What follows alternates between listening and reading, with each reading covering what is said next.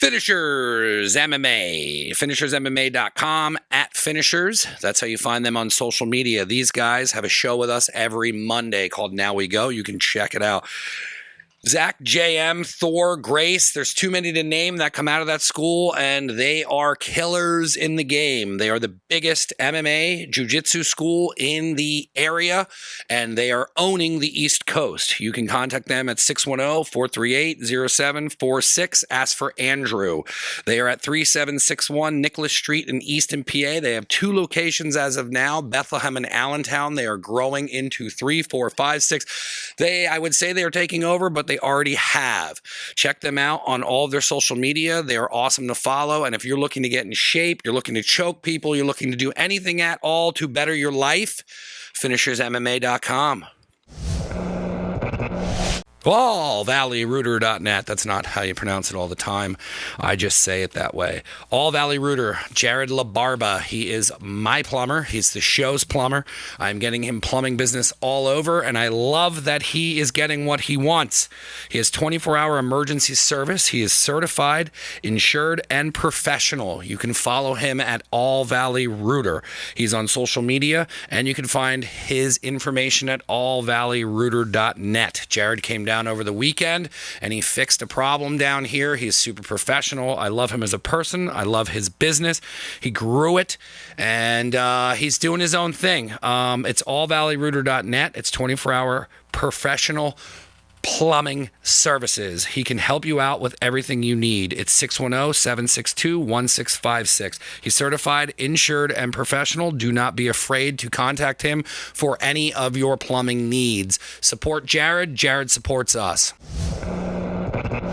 Luke Delmar Handmade Custom Knives.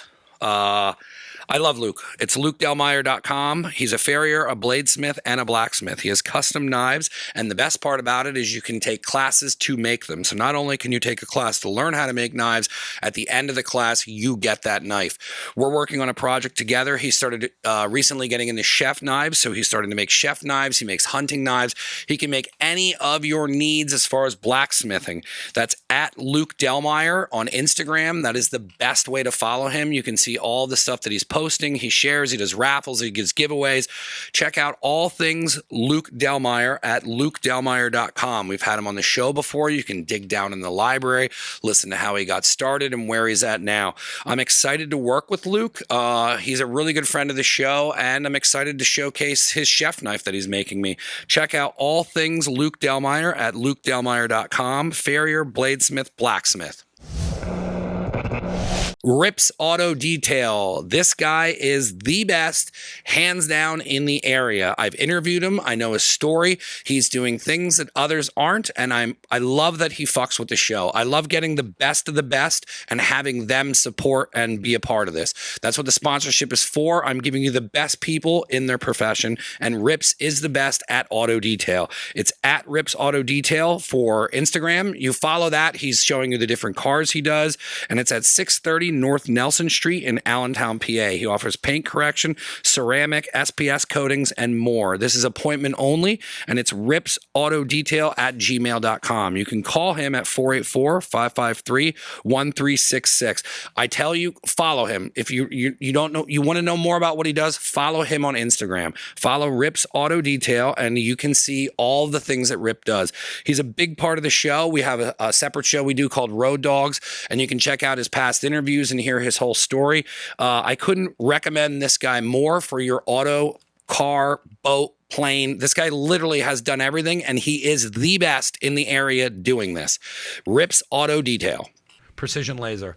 Precision Laser is a family-owned aesthetic laser practice in Easton, Pennsylvania that was founded in 2019. They offer laser hair removal, laser tattoo removal, vascular and pigmented lesion removal, acne treatment, and more. Their team of licensed experts use cutting-edge technology and safe laser protocols to deliver you the best skin results throughout Easton, New Jersey, and the greater Lehigh Valley. They provide free consultations and affordable pricing to make laser treatments accessible to you all. To learn more about their services or book an appointment, appointment, please go to precisionlaserspecialist.com or call 484-306-0089. They are located at 42 South 3rd Street in Easton, PA, 18042. What do they run in this summer? Hair removal. I'd like to get this whole thing removed because of what do I want? A summer beach bod. They are running for $165 per session. You pick 2. Armpits, bikini Brazilian, upper legs, lower legs. This is what we're doing with them. I'm excited to have them, and I'm excited for them to be working with us. They're on the podcast. You can check out everything they're doing on the website, and thank you for being a sponsor. Look good this summer. Look good. All right. I have no clue what fucking episode this is even going to be. Let's just say Never Again Radio. Welcome to Never Again Radio, my friend. How are you? I'm good. Thank you for having me on. I had like 19 people who were like, you got to have Eric on the podcast. And then I started following your social media, and then you sent me some links to look into. You're a bad motherfucker, dude. You've been doing some crazy shit. I used to be. Now I'm old and fat. That's what happens when you get old. There's nothing wrong with that at all. You've been doing martial arts and different things. I read into a lot of the stuff you were doing. How old were you when you got into that shit? 17. What got you into it? Actually, I was just like a fucking street kid. Absolutely. I don't know how to not do it. Yeah, as many fucks as possible. Yeah, like this is like my 5th one of these, and every time I say it, then I ask. Yeah. I was just like a street kid, like just fucking just growing up with older kids and doing crazy stuff. And then the UFC came out, and it was like UFC 3.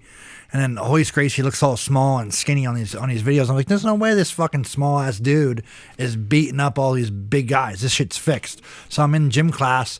This is how like 11th grade, and I'm like, that shit's fixed. And this dude's like, oh yeah, you got a big mouth. And I was like, yeah, whatever.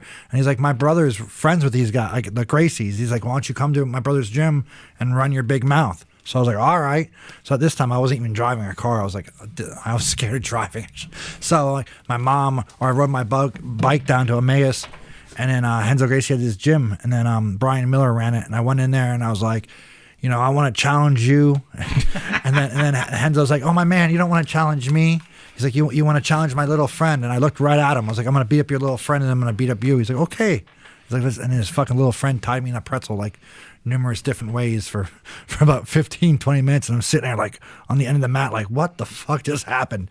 And Henzo came to sit next to me. He's like, what do you think about jiu-jitsu? I'm like, this is great, and then he's like, okay, come back. And I started coming back all the time. Actually, happy birthday. Today's Henzo Gracie's birthday. So I want to make a happy birthday to Henzo. But yeah, then I started going back all the time. And then I was in, maybe training like a month or so. And this dude came in. And he was like, hey, there's fights in Bama. His place in New Jersey called Elizabeth, New Jersey, Bama. And Dan Murray. What year was this?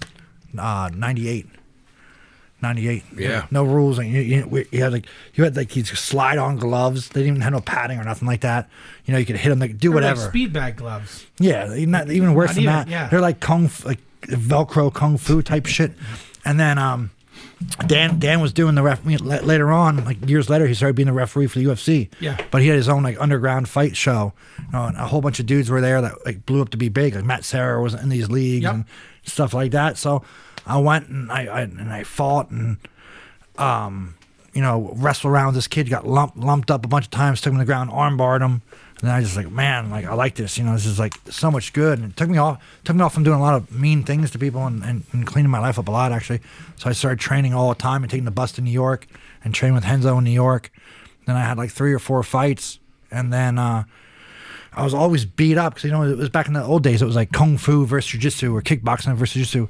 And I never had no formal training of striking. So by the time I took the guy to the ground, I got kicked in the head a couple times and punched a couple times. And I armbarred him. They'd be raising my hand and my face would be all swollen and all lumped up. And I look at him and I was like, man, this dude looks fine. And I was going home. That's not fair. I was like going home and I was like, oh, I won. They're like, oh, you did? So then I'd buy this grappling magazine, and then in the grappling magazine they had this article from Melcher Maynor. He was a world kickboxing champion at the time. You might have seen him on Fight Sports and different things like that. He's on the History Channel. And then it said, would you like to be a world champion from your home? And I was like, yeah. I was like a 17, 18-year-old kid. I'm like, this is great. I don't even have to leave my house. So then I ordered these videos. Then in the meantime of ordering these videos, the first kickboxing gym opened up in Allentown. So by then I had a car and I'd drive down there. And then this guy's like, I was like, hey man, I really don't have that much money. Like, how much just to come in and kick your bag? And he's like, oh, this is like the 90s. So he's like, $20, come in, you can kick the bag. Whenever I'm not teaching class. I'm like, cool. So then I'm kicking the bag, and this guy's like, oh, you're doing it all wrong. And I was like, I don't know, I paid attention pretty close to these videos, He's like, oh, they lie to you on these videos. So me, like, being like, what? Like, what? And I was like, I want my money back now. So I called this number in the back of the box, and then this guy, Melcher's manager answers. And I was like, hello, my name's Eric Utsch. I'm Renzo Gracie's manager. I lied, And then I said, I would like to get Melcher and Renzo together to get Renzo ready for the next Pride competition. And he's like, oh, no problem. So Melcher calls me like 15 minutes, 20 minutes later. And I was like, I ain't Renzo's manager. My name is Eric Utsch. I live in Pennsylvania. I bought your videos. This guy in my town says they're bullshit. I want my fucking money back. And he's like, sir, I guarantee everything on the videos. I was like, now ain't what this guy said. And he's like, I don't know what to say. I was like, do you use seminars? And then he was like, yeah, I do seminars. And I was like, all right, I'm going to fly you in for a seminar. And you're going to confront this other guy. So he's not. Oh my God. So I pay for this seminar. And I love it. He paid for this seminar. So he flies in, and I pick him up at the airport. My car's all beat up. This dude's like the champion. I don't buy with a Cadillac. I got like this old smelly ass car. So I pick him up and I drive him to the gym. And as soon as we walk in, the guy sees him, and he knew something was up. So he was like, oh. And I was like, yes, the guy from the video you said was wrong. He's like, oh, I didn't say that. And I was like, oh, come on. It just cost me all this fucking money and time. So then me and Mel just trained, and there was a couple other fighters that were there, like Brian Miller was there. He was a big jiu-jitsu guy in the area at the time. And, and then me and Mel just clicked. And then, I dropped him off at the airport, and I said, man, if you ever need a favor, hit me up. So then, maybe it was 3-4 weeks later, my phone rings, and I pick it up, and I'm like, hello. And he's like, hey, this is Mel. And I was like, hey, what's up, Mel? He's like, remember when you said if I ever needed a favor, like to give you a phone call? And I was like, yeah. I was like, what do you need, like $10-20? Like, what's up? He's like, no, I need a fighter. And I was like, oh, man, I really wish I can help you. I don't know no kickboxers. I don't know Muay Thai fighters. He's like, no, I'm talking about you. And I was like, oh, I do MMA, man. And he's like, no, and I was like, well, my word is good. So I was like, all right. So I flew from Allentown. First time I ever left Pennsylvania. Well, besides New York, if that counts, in Jersey. And then I flew to California, and I trained with Mel for a week, and then we fought in Hollywood Park Casinos in Compton, California. What the fuck? Yeah. And then, dude, I went from fighting at maybe a venue that holds 200 people, like a high school, whatever's at a high school, to then a big horse track. So they take us in the back way. I didn't even realize how big it was. So then they open up the curtains, and I walk out, and I was like, oh my. How many fights did you have under your belt at that time? 3. Oh my God. I had 3 MMA fights. I had 3 arm bars. Yeah. I had no striking. So I go out there, and I start running. To the ring. And then I didn't know that was even disrespectful in kickboxing. You can't you have to go over the ropes and pray and do all this crazy stuff. I didn't know this, so I run and I slide in under the ropes. WWF style, man. Yeah, I run like the Ultimate Warrior, Yeah, shake the ropes and shit. No, I ran. I slid under the ropes, and like 2,000 people start booing. I'm like, what the fuck is going on? And I'm like, my heart's racing, and I look over, and it was Quentin Jackson and Boss Rutan were in the front row. I was like, what the fuck did I sign up for? And then Mel's like, calm down. And me and this guy are just swinging on each other for the first round, and they're going nuts. And I go back to the ring, and Mel's like, listen to me, calm down. And I'm everywhere. My eyes are everywhere. I'm like, oh, I'm over my head. The bell rings again, and I cracked his fool, and I knocked him out stiff. And I looked over, and I was like, wow. I was like, I'm not going back. And then he's like, what do you mean you're not going back? I was like, and that was the last time I did jiu-jitsu, and I switched to Muay Thai. And I went on to Muay Thai from the age of probably 19 to 33. I retired. So I just went all over the world. I started training for Mel. I was with Mel maybe a year or so. And then we separated ways. And then I went back east here. And then I went with his Phil Nurse for a while. He trained a lot of UFC guys. I went with Koban. Then I flew to Florida. I was at American Top Team right when they opened up. I was with Master Toddy for a little short time. There's wherever the champions were, I just flew there. Then I got picked up by Fairtex. My sponsorship was 05. They picked me up and sent me to Thailand to fight for the King. So I fought for the King for 3 years in a row. They picked the best Americans. Yeah, that's like a really big fucking deal. Yeah, it's King's birthday. You're just I don't know if you're just combing over it. It's a pretty big fucking deal. Yeah. Fairtex is the company also. Yeah, they were. Yeah. They are. Yeah. They still are. Yeah. Yeah.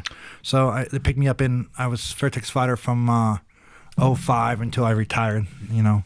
What was it like when you went into that arena and like that? I mean, how you explained it was you couldn't even control the adrenaline. Man, it was crazy because, you know, like a lot of fighters lose things in different ways. You have the gym guy who's just good in the gym, and then you have the guy who's good at the local level. Then you have the guy who can take it to the next level, you know? Yeah. I mean, I have a lot of when I was training people in where we are right now, I had some good guys, but then when I took them from the local area to the next level, it was just their brain just couldn't take it, you know? I think a lot of good athletes are lost in the process for getting there. That's why it's elite few that go to the top, you know? So it's just difficult like that, you know? Yeah. Well, it seems like you kind of adjusted and just fucking ran with it. Yeah, I mean, I mean, not bullshit. I was scared looking around. You see all these lights and people, and you're like, fuck, you know? You don't want to look like a jackass. What did you get like addicted to the rush of it, or just fucking? I just think in jiu-jitsu, like I was saying earlier, like you would do MMA, especially back then. It's striker versus jiu-jitsu. It was totally different than now. Like if you didn't see those fights back then and live through that time period, I don't think you really understand it. But it was really basically you were the wrestler versus the striker. And once you get him to the ground, you're safe. You don't have to worry about him striking no more. But in the process, you can get kneed, elbowed, all this crazy shit. Remember, it used to be like Tank Abbott. Yeah, he was like a barroom brawler. Yeah, and then I remember finding him in the adult section of Blockbuster or whatever. They would have like the they would have like the UFC fights in the back corner. I thought you meant Tank Abbott. I was like, no. I was like, all right. No. Yeah, I heard he's packing. That's on Reddit. That's on Reddit. But yeah, like I lost my train of thought.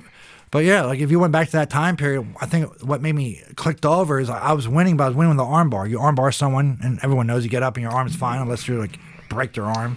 But I think just knocking that fool out and stiff, and I was like, "What is this? A rush of just like people going nuts?" And they had like real ring card. Yeah, girls. how'd they go from booing you? What did they do when you knocked them out? They love it, you know. Like Thais love knockouts. Well, they probably went thinking you were like just crazy guy being disrespectful, and then when you knocked him out, they're like, "Oh no, he's just crazy." And he doesn't hurt me. That's, I mean, that like they figured, they probably assumed you didn't know. Yeah. At that point, they're like, he's not trying to be disrespectful. He's just amped up. Yeah. I remember I went to watch an MMA fight when one of my old coaches went, and there was this guy that I don't know what the fuck he was on, but this fucking dude would just jog nonstop. He would just, and he had like 5 fights ahead of him. He's just jogging and he's just going like, he was like a fucking Energizer bunny. Nonstop. And he went in the ring, it was like constant boom, boom. And I'm like, how do you have fucking cardio like that? That's all he did. But it was crazy. Like if you met him, you couldn't even talk to him because he constantly moving around, and they're like, is there something fucking wrong with this guy or what the fuck? But he was good. But he never made it out of that level. Yeah. A lot of people. Like I said, I think people get stuck fighting the same caliber of people.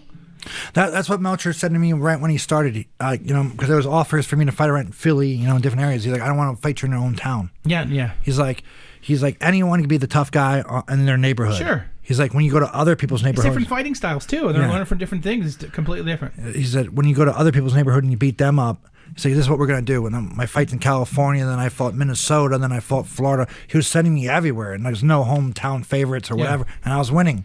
And he's like, after you beat up everyone in America, then there's the only place left to go is Europe. Yeah. And then the Europe wants you there. It's not like you bought a plane ticket, you went there and you showed up and you're like, who is this guy? They're going to bring you there. Then when you start beating those people up, then you're a real world champion. You know? Anyone can go fight anywhere locally and have a belt that says world champion. They never fought And I don't like that. When I used to go to local shows, and it's like, hey, man, this guy's got a belt. And it's like, really? Of what? Of the league you guys just made up? Like, you know what I mean? Like, I get it. It's something. I mean, I don't know. I don't get that. I don't get that either. You know, I mean, some people need a fucking trophy. What was it like traveling? It was fun. You know, it was great. Before you go overseas, but I'm saying like locally when you were like going to these fights and you're getting a couple fights under your belt. It was cool because my generation, you know, I fought from the age of, I fought from the years like I was saying, like 98 to was it 2013? I think 2014 I retired. It was cool because a lot of those guys were like the Chuck Norris era of karate guys putting on the kickboxing shows. So they would treat you. They'd like pull up like a limo. Like they would like, you know, pimp you out. So you think you're the champion. You know? So you get up there, you have a nice ride to the motel, and What a wild fucking time to be doing that. it was a good like thinking there. I thought these guys were so corny because like you're showing me pictures of them in like shiny ass kickboxing pants. Yeah, I'm like, showing up in cowboy hats. yeah, you know, like stuff like that. And I was like, man, these guys are cornball. But now looking back at it, I was like, you know, those guys were like passing the torch on to me without me really knowing. Yeah. You know, like, yo, we like what you guys did with our sport. And it was their sport, you know. How was it going overseas then? Overseas is Was it backwards to what was going on here, or was it just- totally different? They or- just, you know, here, like we were talking earlier, like everyone has a fucking plastic trophy. Over there, they don't care about that stuff. So, you know, Koban goes to me one day, you know, he's like, you're never gonna understand Thai boxing, and I said, why? And then he's like, you're fighting for a plastic trophy. He's like, I was fighting for food and medicine for my family. If I lost, they died. He's like, you lose, you know, next week you fight for another plastic trophy. Yeah. He's like, it's just totally different, but comparing a Thai fighter to any other fighter, you know, what you know, it's a third world country. They're fighting for way different things, you know. What was it about Thai, Muay Thai that was like the biggest draw to you that you wanted to do it more than anything else? Was it the rule set? Was it just you thought you were good at it? Or? At that time period when I switched over, the money was in K1. You know, all the K1 guys were making all the money. So I was like, all right, so I'm going to leave MMA. There. I'm making no money or costing me money to fight. You got to pay for the doctor's bill.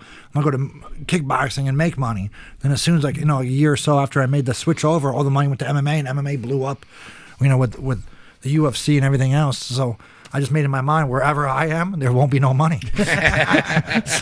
so At least you know ahead of it going into the game. It was funny because at that time I was training with Gilbert Mendez and Jake Shields, and they're like, don't switch back. Wherever you are, there's no money.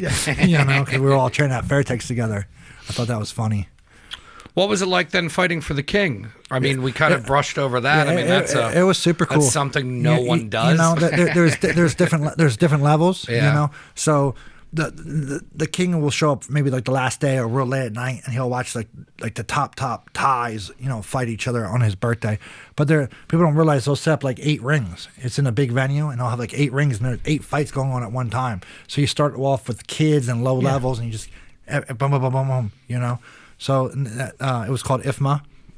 So you fought 7 times to win the championship. You had to fight 7 times in 1 week. Every day you fought one guy. So then, you know, I never won the IFMAs. I only got like second, third round. I got, you know, what would that be? A bronze? I guess bronze or less than that. So you had to fight somebody different every day? Every day, yeah, every day. days? Like they'll have like maybe there's like 30 guys in your weight bracket, so everyone's fighting, and then the next day you'll be like, what would that be? 16, then 8, and then you get down to 2. And that's fucking crazy because it's not like you said, jiu-jitsu, you could technically do that as long as you don't get seriously hurt. Yeah. But kickboxing, you're getting kicked. You're getting fucking kicked. punched Yeah, and- that's why. Like, you know, it isn't. I mean, the guys that win are definitely the toughest guys and whatever, or maybe that easy bracket. Yeah. You know, it all depends on that stuff. Like the K1. You know, when you look at the K1, like some guys had way harder brackets than other guys. Yeah. You know, I loved K1 though. The K1 was definitely the best, especially the Max. Max was all my friends. You know, Masato and John Wayne Parr and Melcher were all in the Max. Yeah, I was trying to find one of my brother, or my sister-in-law's brother. He went over to Thailand. He was doing kickboxing, but I don't remember his first fucking name. Huh. I was trying to look him up on the Facebook. I don't remember. He got fucked up though. Oh. Yeah. I mean, he did great, but he Yeah. got fucked up. Depends on where he was and who the promoter Yeah, was too. I mean, he was fighting out of Ireland. Oh, all He right. was from Ireland. He went from Ireland and made it over there. Huh. So I mean, back then I didn't know there was that many Irish. Yeah, kickboxers. there was a team. Yeah. There was a whole team. Every year at IFMA, the country will send their, like, whatever they have, 15 to 20 of the best fighters in the country. Yeah, he fought over there. Yeah. Yeah. Where were you at in your career when you were fighting for the king over there? Like early on. Yeah. You know, So then what did you do after that? I just came back here and kept fighting. you know, yeah. And what were you doing local? Were you doing local No, stuff or just? I never fought local. Yeah. Yeah. I never fought. I did expositions. They used to have a kickboxing show in, like, Hamburg. Yeah. And they'd pay me, and I'd come and like, mess around with a local. But my levels were way different, you know. You know, once you start training with better people, your level just goes higher. And then if you come back, it's like playing. You know, it's like a cat with a mouse. You know, and they're like, okay, make it last 3 rounds. I'm like, all right. You know, give me like $300 and I'll just play around. That's crazy. Yeah. And this whole time, you're primarily just living off of doing this?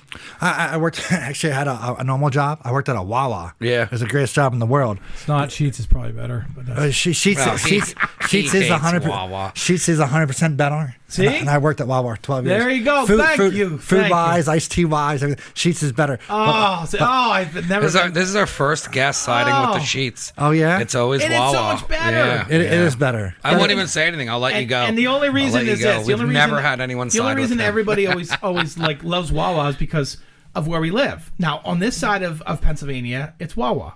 When you start going west to like my other, my wife's family, Yeah. they live in Pittsburgh. Royal Farms and guy it's like, myself. they're Pittsburgh, they're out there. So right out there is where fucking Sheets is from.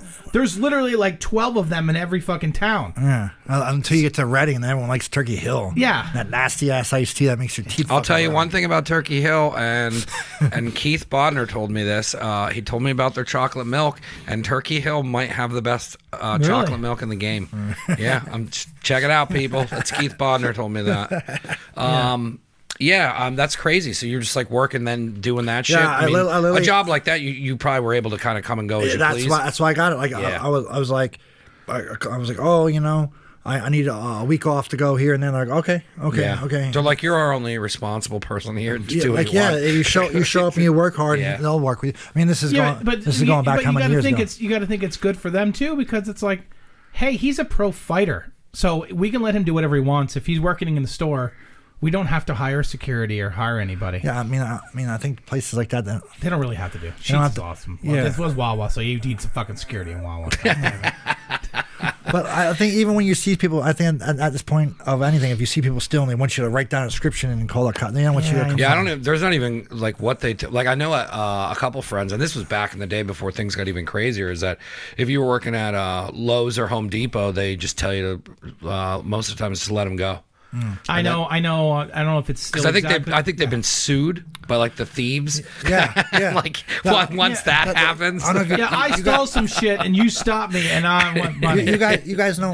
I think her name is Mandy. She's all tattooed up, but that's her job. She walks around Walmart looking like normal. Oh yeah. She walks around Walmart looking normal, and she's all tattooed on her face and shit. And she looks for thieves, and they steal in front of her because they think they're probably one of her. Yeah. And then she's called radio. No, I know a couple people that would do those The way jobs. it used to be for Walmart was they would, if they caught you stealing, like people don't understand, Walmart's obviously has tons of money. Yeah. So their loss prevention team is decent. Their cameras are decent. Their cameras can zoom in and read the size of your fucking shirt from across the room, and people think you're not gonna you're gonna steal and you're not gonna get away with it. So they would just take a picture of you, like a high-res picture, and then your name and picture would be up on the website.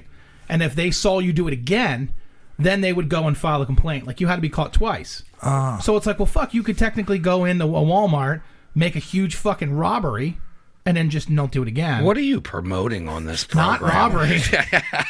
But I'm saying is that and I think that's fucked up. Yeah. But that's what it's become, because back in the day, my cousin used to work at the mall, and they would Stroud Mall, and he worked there because if he caught somebody stealing, he could fucking lay him out in the mall. And he was like, this is great. Every other store was like, nope, you got to let him go, or you have to go, please come with me. Yeah. Who's gonna fucking come with you? They're gonna turn and go the other way. Fucking lawyers fucked it all up. The world, no, it's the world. I mean, Mr. Potato Head they took away this week, and the fucking Cat in the Hat, and then Pepe Le Pew. Pepe Le Pew. Oh, it's going to teach kids how to rape, but you can go on Grand Theft Auto, pick up a hooker, fuck her, light her on fire, and drive off. Yeah. But Pepe Le Pew's teaching kids how to touch each other and grab each other in the pussies. Yeah. It's a wild time. Yeah, it's the world. Where did you go after you were? Now you fought for overseas. You're back, and then you're just kind of competing. I just fought, working and shit. Yeah, I just worked, and wherever the best fighters were, or whoever was producing the best fighters, I would go. Yeah. And at first it was Fairtex for years, and then I went to see Eric Utsch in Kentucky. I went to Kentucky, and I was there for a couple fights, maybe 3 or 4 fights, and it was a great camp and stuff like that. But we just separated ways, Then I just went to Europe. I went and trained with. I moved to Europe to Amsterdam, so then I trained. How long did you live there? 6 months. How was that? It was good. Maybe more than 8 months. For the first 2 months, I trained in Amsterdam with Majiro, and actually, and then I went to Helmand, and I trained with I went from Amsterdam to Den Bosch, and I trained with Andy Sauer, and then I went to Helmand and trained with CSA. And Dwayne Ludwig was a really good friend of mine. And then we trained there together. We lived there together for a month, 2 months. Were you primarily just nonstop training and everything, or were you doing other shit while you were there too? No, it was weird because we walked in, and then we're signing up, and then Andre, that's the guy who runs the gym. He's like, okay, he's like. I was like, how much can we train? He's like, oh, yeah, like, you want to train? He's like, you come here. He's like, there's girls, there's weed. And I was like, I'm straight edge and I'm married. And the guy's like, what? I was like, I came here to train. He's like, this is best fighters in the world come from here. That's why I'm here. He's like, yeah, whatever. You're going to come in. And the training was so hard. So I think they made it hard for us to, like, get broken and just go home and, like, fuck hookers and smoke weed. Yeah. But it just kept going every day. And then it went from the classes being in English to then they started speaking Dutch. And then I was like, wow, I really don't think they want us here no more. Yeah. But yeah, I was there. I lived in Wandel Park. It was great. I lived in Longen Park, and I would walk. Now, all the Dutch people were super friendly. I went to see soccer. I seen the Ajax play soccer. That's cool. Yeah. They go nuts over. I was never into sports besides like fighting, but then they go crazy. They're like fenced off areas. Yeah, they put all the they know who the hooligans. Like you were saying about Walmart, they know who the hooligans are. They're like you. I love that stuff. You though. this way, like this the different way, firms, and then they have like the fucking. I guess they don't call them gangs or firms, and then it's like the clubs behind the soccer teams. And then like the fans will fucking meet up somewhere and like fucking fight each other during the matches and shit. Yeah. Like I love all that shit. They knew exactly. And then when I was walking in with Andy, they're like, "Oh man, they're gonna think you're a hooligan," and that was my fight name. You know, I was like, "Oh, that's great." He's like, "No, they're gonna put you in a fucking chicken box. So it's all like so you can't hurt each other." Yeah, it's fucking wild how crazy they go for soccer and all that shit. But it's like us with football. Yeah. I just that culture, and the fashion and everything that comes along with that hooligan shit over there. I've always thought it was so fucking cool. Like just they fighting and shit over fucking soccer. Like that's so awesome. What are you promoting on this show? See what I mean? See how they turn around? No, I love all that stuff. So when you're back here, and then I know you transitioned into doing like security and stuff. When did you start? Like, because I mean, is this after you retired or before you started looking into it? Like I was friends with a bunch of local people, and like I was training. I worked at tattoo shops and stuff also as the Wawa thing. So I was at Paradise Lost working for a while. Then the guy Troy was in this band called Wolfpack, and then they were with Jen Jameson and Nikki Tyler. And then Daddy Longlegs and stuff was with the Bloodhound Gang. Yeah. So then I just started like running those guys around doing like little. I guess it could be security, but for me in my mind, it was just hanging out with my friends. Yeah. And some. But they just knew if you were there, no fucking problem. Like it would be handled. It would be handled. Not even like in a violent way, just like a termination. Like look at this crazy fucking guy with his head all tattooed. Well, people don't realize either too is a lot of that like security thing. It's all like. You can pick up on vibes. It's like it doesn't feel right. Yeah, like people like that don't know that. The whole thing with it, like we talked earlier off the line, but it's like having three ways. The way you wanted to go in, that's the easiest way. Then like there's a crazy hooligan there after the soccer game. So then we're gonna go to Plan B, and then as long as the client don't know you're switching the path, and you're doing your job right. Yeah, it's one of those things that people don't understand that you're not getting a bodyguard to go and fuck everybody up. Yeah. But why don't you get a bodyguard because they can pick up like, hey, this guy's getting a little twitchy. Yeah. He has the wrong intentions. Let's get the fuck out of here. Well, why don't you guys break that down? It's like what you mean by like Plan A, Plan B. So if we're going somewhere and you guys are doing security, do you come up with a plan before it? Yeah, you would like if you hired me on, I would go and do a scouting ahead of time. I would know where the entrances is, where the bathrooms are, where the major hospitals are. And then, like, if anything happens, I know what way to go. I would have all the numbers in my list of the local police, the state police, the ambulances, whatever. I know everywhere already. Whatever happens, helicopters if I'm dealing with super celebrities, and then we'll go in. And if there's a road blockage, and I have other routes. Like every route, if I'm going to this venue, I should have 2 or 3 routes planned out already. Because you never know what's going to happen. Yeah. Look at a concert venue. Yeah. When the stage fucking collapsed. I never thought that. There's some kind of security thing. It's like you can't just go. Well, we're going out the same way. Yeah. Like you can't. You might not be able to go that way at all. So you were kind of doing this on like a small level just for people. Super. Yeah. And then did you think that like, hey man, like there's something here. I'm good at this. Like I want to kind of turn it into a business. I really didn't want to do it. Like I ended up retiring and meeting some girl I probably shouldn't have been hanging out with, and then. We separated, and I just got into like depression. And all my friends are like in Madball and these different bands are like, "Yo, homie, like you have all these skills. why don't you use them? And I was like, I just want to sit around and be fat and miserable and my heart's broken or whatever. And then one day I just told my manager, I was like, hey, why don't you look into this security thing? And then he Googled it and he's like, oh, here's this company, EPI. He's like, and I was like, all right, take some of my money and make me go there. And I went there and it's like, boom. And it's like, you know what? Everyone was cops or ex-federal agents, and there I am all tattooed. I was like, man, they ain't gonna like me. And then what's it like when you go there? Like when you go to EPI now, because I didn't even know that shit like this existed. So now this is a firm that hires places you. They don't place it. They train you how to do the job properly. Oh, okay. And that's on your own to get placed. Oh, all right, yeah. So they'll train a group. But you're certified through them as certified. Hey, and then you would get hired by someone who would be looking for the skills. You had 100 hours. Yeah. You had 100 hours of hand-on-hand training. Yeah. They taught you the laws of where the class was held. Like if the class was held in Vegas, they taught you all the Vegas laws and whatever. If it's in and then the more certificates you get, the higher credential celebrities or whatnot. With knowledge, you have to put hours in on the job also. But yeah. So you went there, and everyone else is just kind of like everyone's Top retired, Gun, retired cop, all ex special agent, and there I am all tattooed up. And then they're like, if you have experience in the business already, raise your hand and stand up and explain it. So this guy's like, oh, I worked for the Olympic team. This guy's like, oh, I worked for President Bush. And there I am. I stood up. I was like, oh, I worked for a bunch of hardcore bands and porn stars. Yeah. Listen, you need and you got to have someone that can do that though. Yeah. Because that was the same thing when I was doing. I did some PI work, and when I helped out the PI, I was like, dude, I'm gonna stand out. And he goes, no, you're not.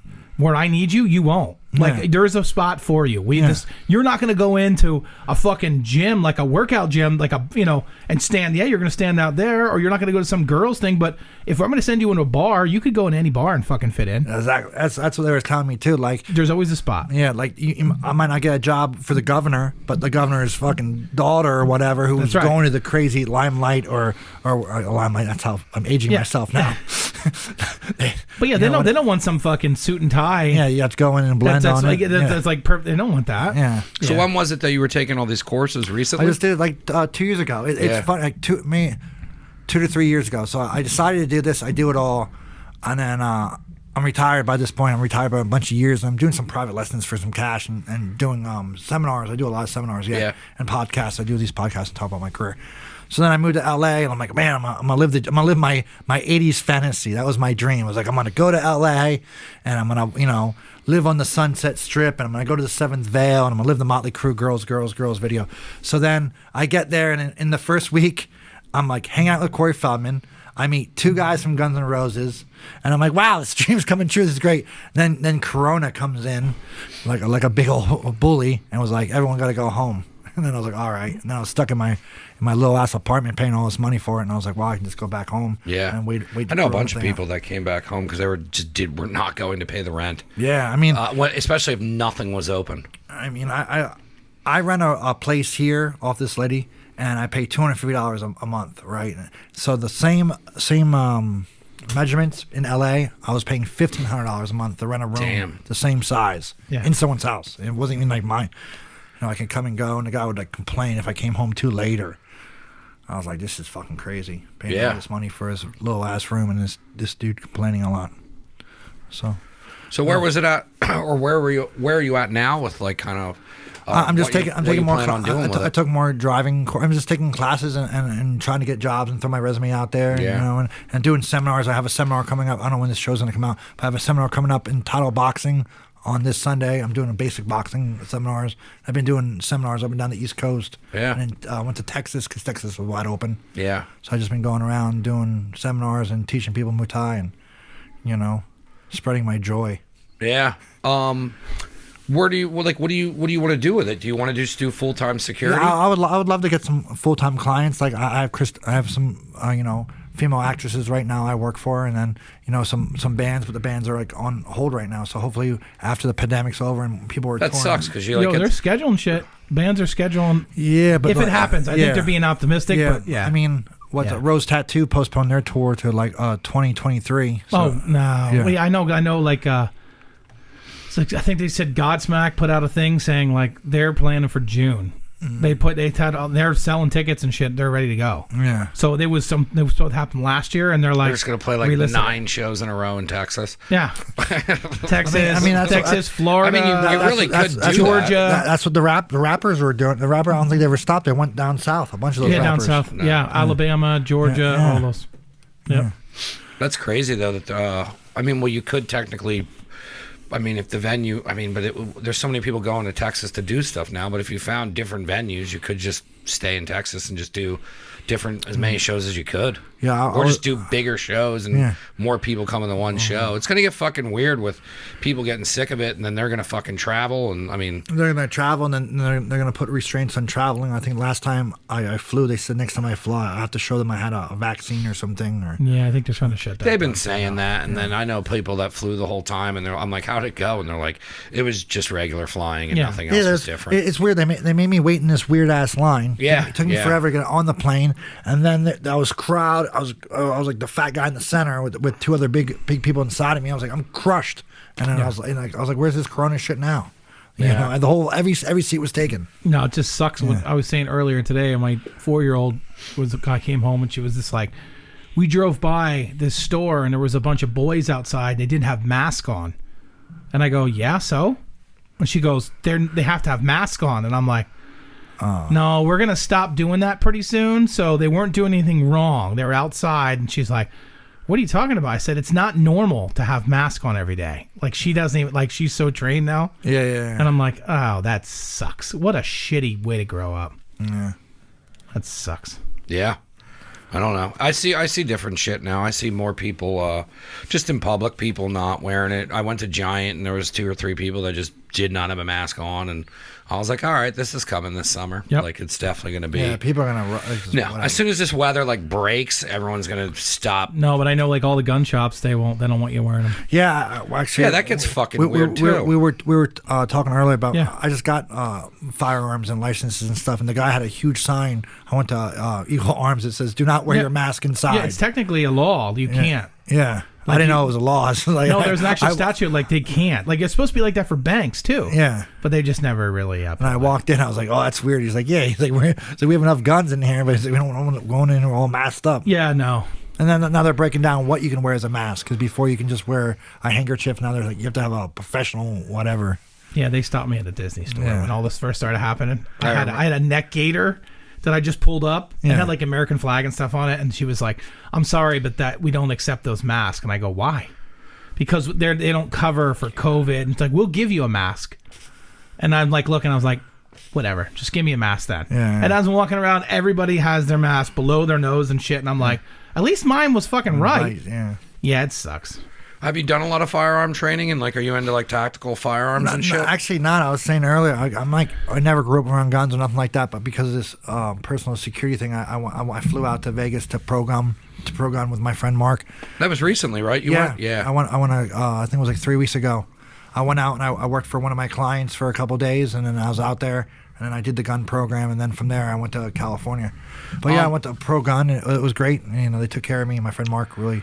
Are you taking stuff for I'm sure you are, but it's disarming people with knives or guns, what all kind of when you're done with what you want to do, what is your model of what your specialty for offering for security is going to look like? Mine will be driving, and then one-on-one, like we were talking about earlier. What do you have to do for driving? Do you have to take courses for driving? Oh, it's crazy. It was crazy.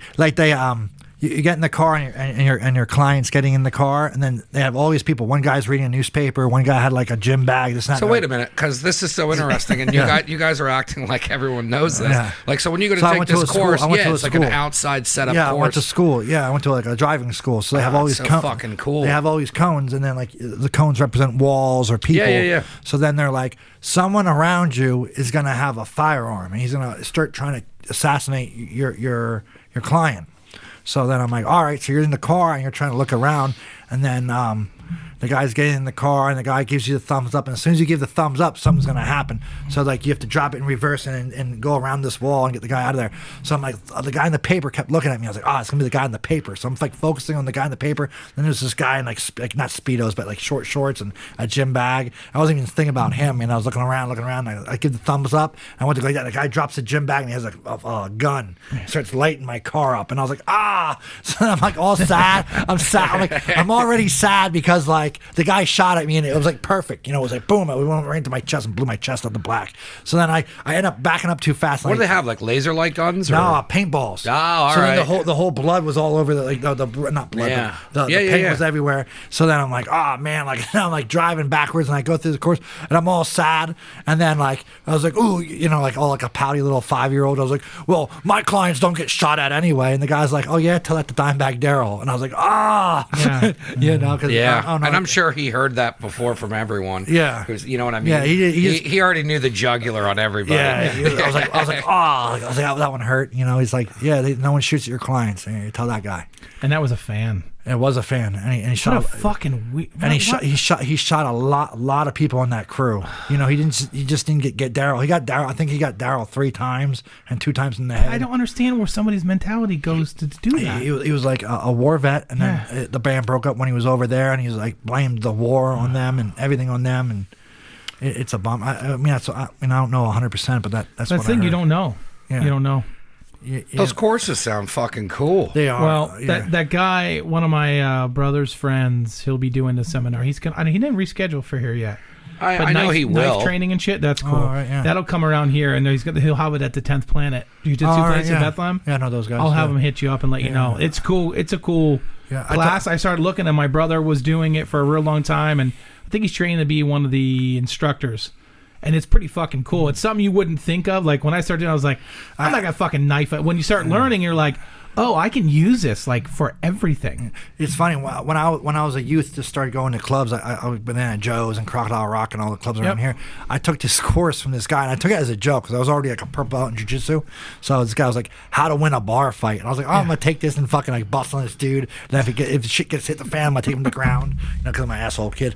So then like this guy's like showing all this stuff. He's like, everything you want to do is defend and get away. It was not like, I want to be like Chuck Norris and Kung Fu. I mean, he was like, evade and get away. And he's like, everyone picks up shot glasses, and what all the girls pick up shot glasses and they throw them. He's like, don't throw the shot glass. He's like, cup it in your hand. And then he's like, when the fool comes to get you, he's like, you smack him with the shot glass. He's like, how many times have you ever seen a shot glass break? He's like, stand on it. He's like, everyone stand on their shot glass. It won't break. And I'm like, and it was so much just... What a crazy course to take. Where do you find this stuff? No, the shit he was teaching too is when you're going, everything is to get away. Yeah. It's not to necessarily kill somebody, but everything you learn is you're going to block this, and you're basically just redirecting. Yeah. And then you're slicing tendons so that they're going to bleed the fuck out, or they can't move that arm anymore, and then you're running away. Are you guys ever in like a bar riot? Yeah. I worked at Banana Joe's for there was another place over there. years. I forget what it was. Sterling? No, it was on the other side of the Sterling, and it was just kind of like a DJ hip hop club. Yeah, it was Fat Cats. It was Fat Cats. Something like that. Now it's not. Now it's something else. It's got a bunch of different names. Yeah. It got shot up because Merlin and them were there for his bachelor party or birthday. Or it was a birthday party. We're there. Yeah. I was there, and I don't remember anything. I blacked out. It's like every time in my 20s, like I just blacked out every time I went out drinking. So it was like a Tuesday, and I went out with Donnie and these guys, and we were going to like Banana Joe's in these places, and somehow we ended up over at this club. I have no recollection of this at all. And they said that like this fucking full-blown riot broke out, and like the DJ got pulled off the stage, and he's getting the shit kicked out of him. He said the entire time I just kept dancing, and everyone's fighting around me, and eventually he was like, he grabbed me and was like, shook me, and I kind of came out of my blackout, and he's like, let's fucking go, and he drugged me outside. We didn't fuck around at all. He threw me in the back of the Jeep, and we fucking left. No, I know dudes that were doing security over at Sterling, and it used to get bad. It's not over there good. It's not good anymore because I did Banana Joe's. Yeah, but it's not worth it. Like last time he was there, last job he did, he was working over there. It changed names or whatever it was. It used to be starting out something else, and then he said he was there, and like people know what they can get away with, so they'll just fuck with the security people and sit there and call them a bunch of shit, spit in their face, and do a bunch. And you can't do shit. And it finally happened. This guy started going and fighting with people, pulled a knife on a security guard. And he was like, I sat there and thought about, like, should I pull my baton? And I was like, no, the answer's yes. Yeah. And he goes, no, I thought about it because the guy said, like, I'm on my own. Like, I'm a private contractor. They're not going to back me up. And I'm like, yeah, but do you want to die? Or do you want to worry about going to court? I mean, come on. Yeah. But he said he went out, he pepper sprayed the guy, and the guy went outside and followed him outside and had a fucking knife. And he's like, you better fucking pull your baton out and start beating this dude. Yeah. Otherwise, he's going to stab you. Yeah. But it's both bad. It's got to be fucking weird. They doing just that. fuck with you. They'll Did go you right up to do you. any bigger concerts? I mean, I've done with Wolfpack. We didn't slip. What was that band? Slipknot. I've done big concerts like that. But I only worked for the opening band. They had their own security team. Most people have their own team, and then the venue team too. You know. Yeah. So you walk in and like I never got to that level where I'm with the main act, but the main act security guy, the head guy, will talk to the venue security and tell them what they expect. Then when it gets too crowded, then the band security will come down and help. Yeah. You know, and vice versa. Or it gets crazy, like when they got riots and like with Guns N' Roses, you were saying, get them out. They literally had to call their helicopters and whatever and get the band out. Yeah, that was crazy when that happened. Yeah, Dude, it happens a lot. Like a lot of dumb shit. A lot of European concerts. Shit's just even not up small to... shows I've seen just go so I've fucking seen south. so many punk rock shows. Yeah. Like, I mean, I remember what my first concert I ever went to was the fucking Ramones.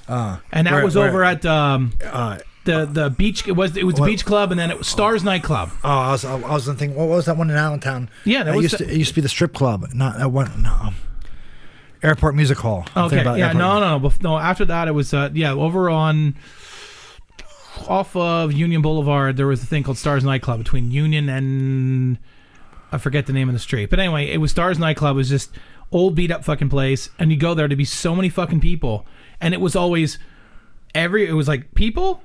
And then it was Nazis and skinheads. And you're like, oh. And all they would do the whole time is want to fight each other. Is that Oliver J's? Was it called Oliver J's? No, it was Stars, and then it was something Beach Club. I forget the name, but it was so weird that I was like, I don't know what's happening. It's my first concert. I don't know why people are fighting each other.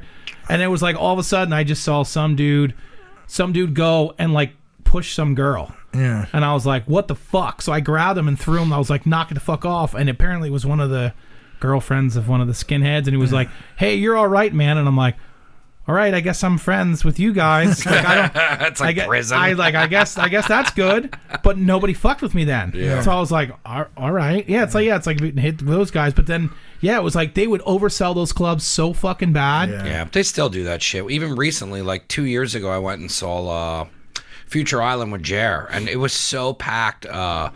We almost passed out because it was so hot. There's no air, and everybody's pushing. And Jared was like, hey, I might go down. And then we went to the back, like where they sell merch. And I was like, holy shit. And I'm like, this place is totally oversold. Yeah. There's supposed to be like 200 people in here. There's 7. I went to Lollapalooza. That shit gets dangerous, man. I went to Lollapalooza in 98 on Randall's Island. Yeah. And it was so dry, and there were so many people that you couldn't breathe. So many people were pushing towards the front.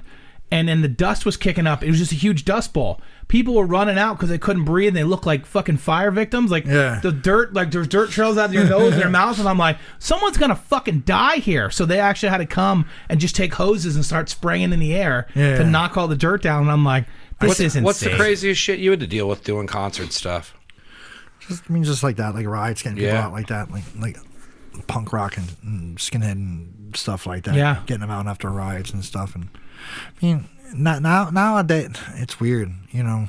There's not that much shit like that going on anymore. Everyone has a cell phone, so no one wants to mess up no more. Next thing you know, you're on the 5 o'clock news because you shoved this guy for calling you a name, and next thing you know, they're trying to cancel you. Like, oh, this guy had this blue shirt on, and this blue shirt means this, and the guy's like, I blew that blue shirt because I like that color. Yeah, you know? No, it's definitely weirder than. I mean, even like Fred Perry's. When we were kids, you can wear any Fred Perry. Now certain Fred Perrys mean this and that, and I was like, what, you know.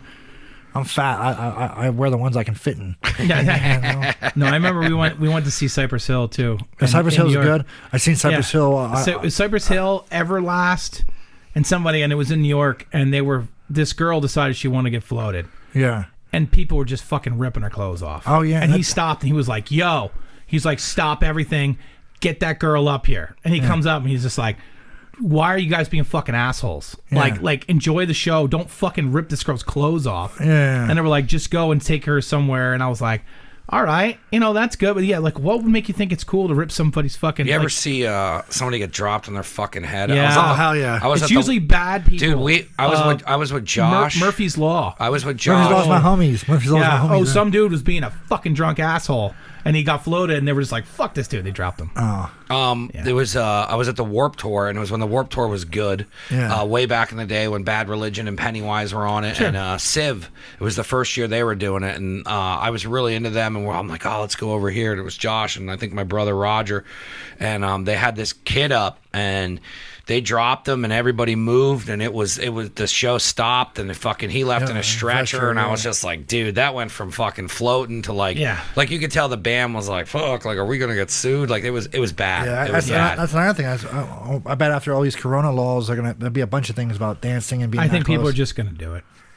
No. I think they're gonna say fuck it. They're just gonna do it. Depends on what the venue says. The venue says if you dance, you get thrown out. I know, but I think they're just gonna do it. I think that's when it. But yeah, I remember. Yeah, that Murphy's Law concert. Then I went to. Yeah, Jimmy G's a good friend of mine from Murphy's Law. Fuck. What was the other one I went to? I went to a Biohazard show. Same thing. Yeah, Biohazard. I love every time Biohazard. Talking about Biohazard, they're both black belts in jiu-jitsu under Hicks and Gracie. Yeah, they're friends of mine. It's so weird. Like they started at Henzo's though. They were at Henzo. Yeah. Like it was weird. It was like hardcore afternoons. It was the guys from Biohazard, Billy and Evan, and then it was Harley Flanagan from the Crow Mags, and then who else was always there? It was like 5 or 6. Hoya Rock from Madball was there, and a couple of those guys. And they were all like all the hardcore, all tattooed up. New York hardcore guys. All the New York hardcore guys were training at Henzo's. Well, you would have to at Chow's because I mean, think about it. The music you're singing, hardcore music, it's really.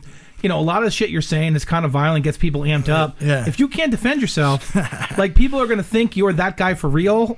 Like how that's what happens to rappers. They talk about how they're fucking gangsters, and then gangsters come up to them, and you have to know how to be a fucking real gangster, or you get fucking hurt.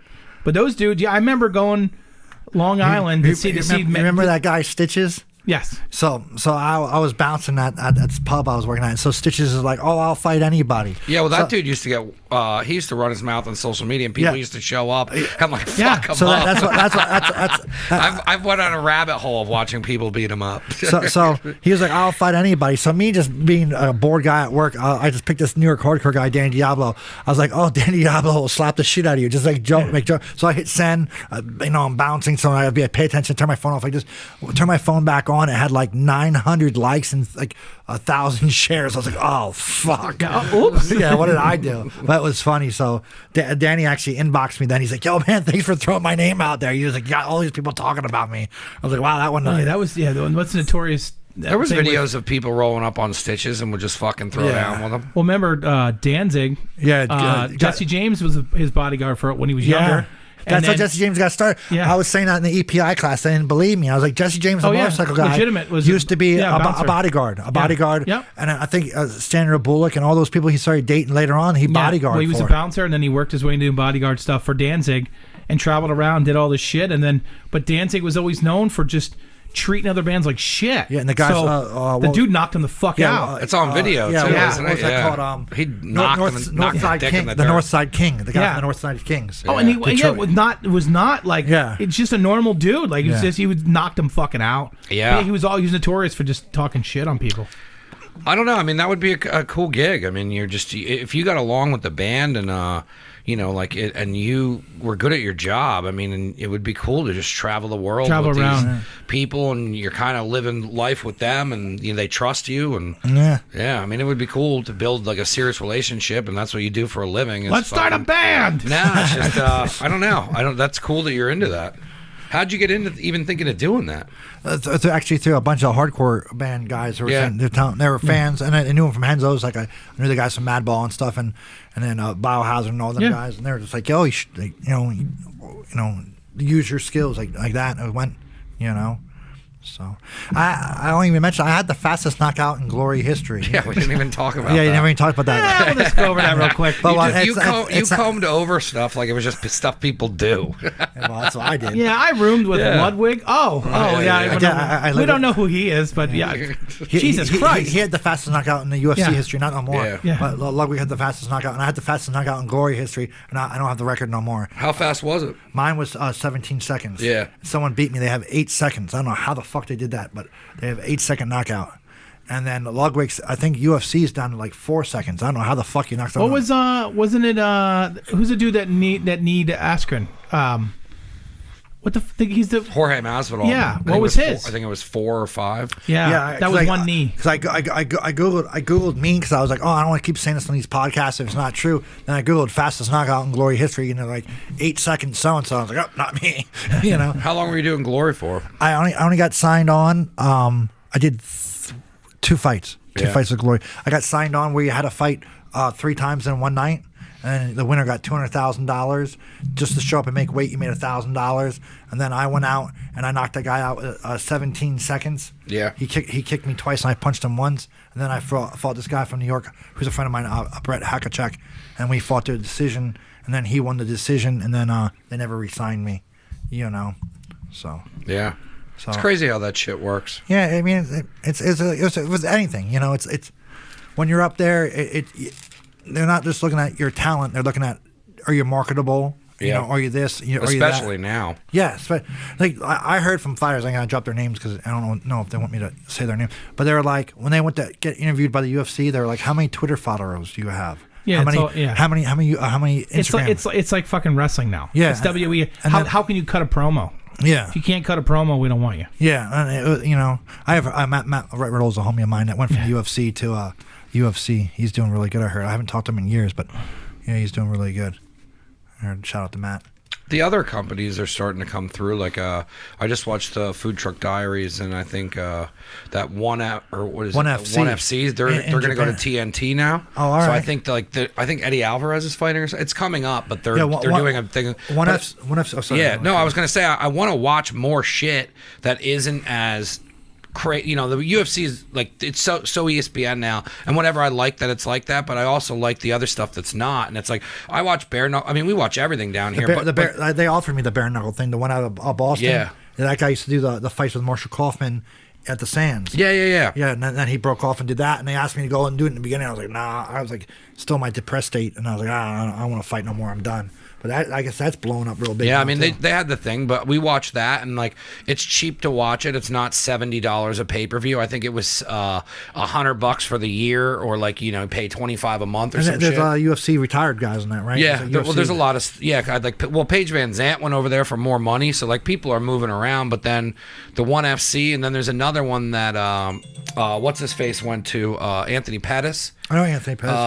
I don't know what he went to. It might be. I don't think it's one, but I think there's like 3 of them now. That one's going to be on TNT. The other one went to Cinemax, I think. One FC's from Singapore, right? Showtime. I'm sorry. One FC's from Singapore. Yeah, I believe so. They're the ones that do the mixed card, right? They'll have yeah. They'll have some Dutch kickboxing. Yeah. But it's Dutch kickboxing with the little gloves. Yeah, and then they're going to be on TNT, which means that we'll be able to watch that shit now. And then the other one, which is you said Showtime. Showtime's always had boxing and shit too. What is it? Showtime's always known I'm for trying boxing. to think of what the fuck. I don't even know who the boxing champion is no more. Who's it? Is it? I got so confused. There's 19 different. Yeah, there's weight 19 classes. different versions of everything. So There it's is like, some the box. IBB, CCT, and it's like, yeah, but the only ones that really matter are what the WBO and the WBC is. I have no idea. Are the only 2 leagues? I just But you know what? I some... don't like that they pre-plan like, hey man, I need to keep this belt, and they'll just like throw shitty fighters at them.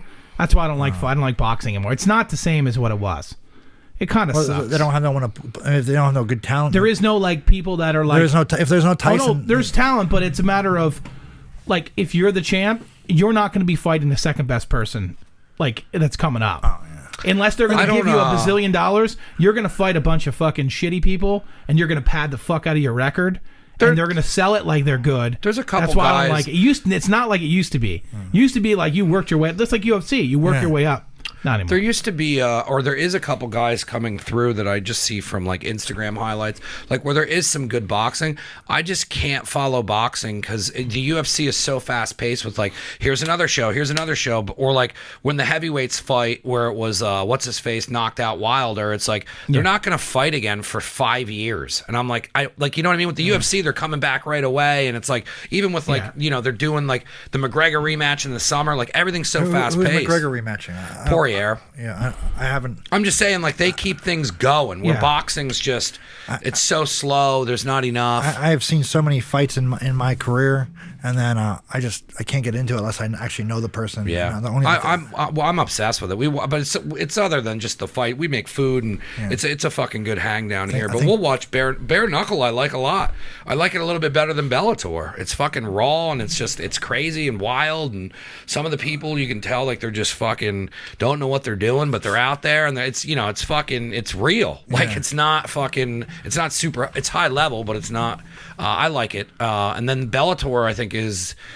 I don't know where can't get into Bellator. But I think they're going to Showtime or something. I forget what it is, but they're now making it. The whole point of this is that there's other shit that's going to be able to be watched on TV besides UFC, which is cool because I'll watch all of it.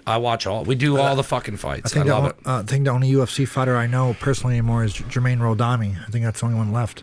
I think everyone else I know from my era is retired. Yeah, I don't know. What's crazy is they were pointing out how old, like the guys that I consider stars over the last 3 to 5 years, like, they're on their way out in age, and I'm like, fuck, man, like, John Jones is that old. It took him that long to get there. That's why. Yeah, I sparred John Jones when he was getting ready for his fight with Stephen Bonner. Yeah, I used to have this gym in Penn State called the Lion's Den. Yeah. So me and this other fighter from the area, Joel Roberts, we drove up there. My Fairtex told me about it. They're like, oh, they were looking for sparring partners. So we went up there, and Joel Roberts, who was, the fighter from San Diego was there too. He's a UFC champion. I think he just lost his belt or whatever. I can't think of his name, but I'm so bad with names. But then John Jones was there, and then he's like body slamming and suplexing all these fucking dudes. I was like, oh, hell no. And then, they're like, oh, you're next. And I was like, yo, man, I'm a kickboxer. Fairtex told me this is kickboxing. I was like, I'll kickbox with anybody in this place. I'm not getting dropped in my head. So me and John we went back and forth, you know. And the round's over, and then he was like, hey, next round, we're doing kickboxing with takedowns. I was like, no, we're not. And I was like, whoop, right out of the ring. I gotta go take a piss. I was like, yeah. And then man, I can't think of the guy. Who's the fighter from San Diego who's doing really good? Damn it, I can't think of his name. But Joel Roberts and him went at it, you know, and rolled, and Joel did really good with him, and he ended up being a big UFC star. I can't think of his name off the top of my head no more. If I heard it. You got any more classes lined up or anything, or like what are you kind of doing while it's stalemate with all this Corona bullshit? Classes, teaching classes, or you just mean, anything? Well, in the next couple of weeks, I'm gonna do a red carpet training in Madison Square Garden, cool. through EPI again, and then I was saying before, this Sunday I'm teaching a boxing class at Title Boxing. I've been doing privates at Title Boxing right now in Churchilltown. The owners are my friends, so I can come and go whenever I please, kind of like the Wawa deal. Where do you kind of see everything going, like this summer? You think it's going to open up a little bit, and you're going to get to do the security shit? Or I'm hoping, you know, I'm going to keep pushing the seminars, like my own seminars, teaching kickboxing and doing private lessons, maybe kept the money coming in, and then grab gigs whenever I can, get my resume out there as much as possible. You know, you can follow me on my Instagram and Facebook at my name, Eric Utsch. Yeah, man. I mean, it's crazy how much you just acted like this stuff was all normal. You have a pretty you live the crazy life, man. You can Google me, and it's not just definitely true. Yeah, no, because I was like, you sent me stuff to watch over, and I was watching you fight, and I was like, holy shit, dude, like this dude's like throwing the fuck down. I was like, he's not messing around. I think it's cool what you did. I think it's even crazier how you're just like, yeah, I fought for a king. 4 times. Yeah. 4 times. I don't know, man. I think I like how you're finding your new lane, and you're just gonna do this. This security shit's cool. We'll see how it goes. I mean, I don't know. It sounds like you don't really like to be tied down to a lot of shit. So I mean, that would be the way to do it. Would just travel. I go on the road with Lars from Rancid. We're friends, and then he takes me on the road with him a lot. And then it's just great. Like you wake up, you have breakfast somewhere different. Like, oh, let's try this food in this area. Yeah. And then that's why I said you like become family with these guys, and then me and Lars get along real well. We're good people. You know, Rancid's a good band. They travel. They go on the road with Suicide Tendencies, who's friends of mine now too. Yeah. So I actually, Ben from Suicidal Tendency used to be in Dillinger Escape Plan, and then I go to his house and I teach private lessons. I do pad work with him. I teach him kickboxing. That's dope. So man. hopefully when they go on the road, like he brings me along too. Yeah, it's amazing. A lot of people, even Duff McKagan. You want to hear something about Duff? Duff McKagan's appendix exploded, so he's like dying in his big mansion in Seattle. That's where he was living. So he climbs over the phone. He trying to call, and he can't even talk. He's in so much pain. So his friends stop by every day to see if he's okay. He's like, "Yo, where the fuck is he?" So we're ringing the doorbell. So he comes in. It's like they catch him there. So he goes, gets his appendix fixed or whatever. Yeah. He meets Benny the Jet, the old 70s kickboxer. Literally starts training with Benny for 1 year straight. No drugs no more, no alcohol issues, no nothing. He just devoted all his time. That's awesome. He literally goes to Benny's gym and teaches kickboxing classes. Yeah. And I got to meet him, and then I heard if you talk about Guns N' Roses, he just walks away, like ignores you. And I was like, yo man, like your kickboxing story like motivated me and stuff like that. And he's like, for real. And we talked about kickboxing maybe like 15, 20 minutes. But then he's super into old punk rock. And I was with Paul Bearer from Sheer Terror.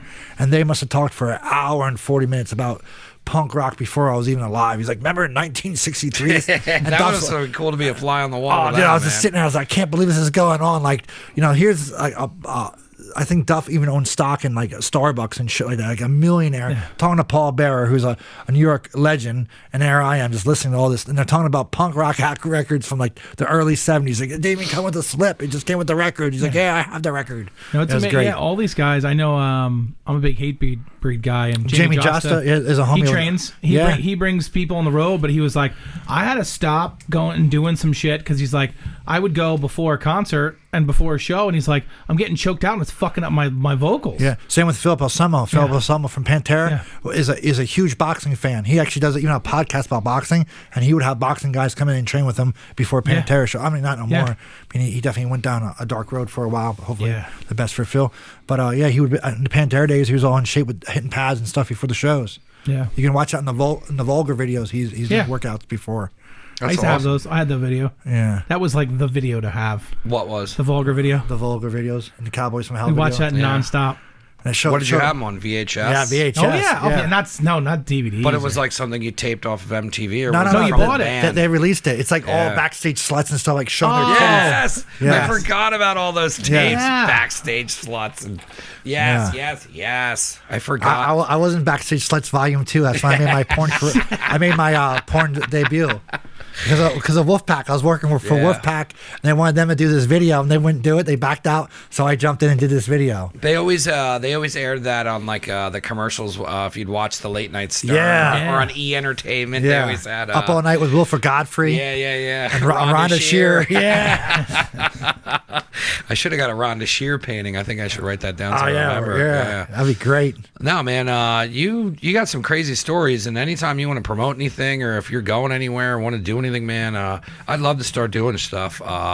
The people who told me to bring you on are all respectable people that I'm deep friends with. So it was awesome. I mean, you lived up to what they said. They're like, he's crazy. He's got crazy stories. He knows all these people. But like I said, man, if you ever want to promote anything, or you're doing anything, or you just want to come down and bullshit, just hit me up and I'll book it, man. Thank you. This is dope getting to meet you. Pleasure. I want to give you a second to plug anything that you're doing, or anything that anybody can get a hold of you to do privates, or just follow my Facebook and my Instagram. And then my Facebook is my name, Eric Utsch, and then you'll see it's active. There's more than one because some people were putting bad stuff up and got banned, so I have to have more than one Facebook. And then my Instagram is hooligan_5150. Cool. And then just look at the new posting and you'll see it's me. Cool. Anybody following, first time listener or anything like that? And your podcast too. Yeah, we can check everything out on neveragainstudio.com. That has the apparel, it has the audio, the video. Everything Never Again is on neveragainstudio.com. Go check out Eric's stuff. You can Google him. He's got there's a couple of who's the one dude who I know? Masterson put out the one video you sent me. It was like I think that was the name. It was a montage of like 5-minute video of you. Dylan. Yeah, Dylan's a homie. Him and his father. I worked at Rat Pack for. Yep, I'm gonna have him on the podcast. We've been trying to book it, and it's just both of our lives, but we're lining up to bring him on. In April. Dylan. His dad's been on too. Yeah, his Dylan actually put my whole collaboration together. Yeah. That's why I said video. that was fucking dope. Yeah, and it has Scarhead music, and then shout out to Scarhead and Danny Diablo and all my homies in New York hardcore scene. But yeah, Dylan did all that stuff. I met that kid. He must have been like 7 or 8 years old. I've been working at Rat Pack that long. Yeah, I can't wait to bring him on. Yeah, he's super nice dude. Chill. Yeah. Cool. Thanks again, man, and definitely check him out, guys. And thanks for listening. I think I ended it correctly this time. Yeah, that's right. We're ending it right there. Thank you.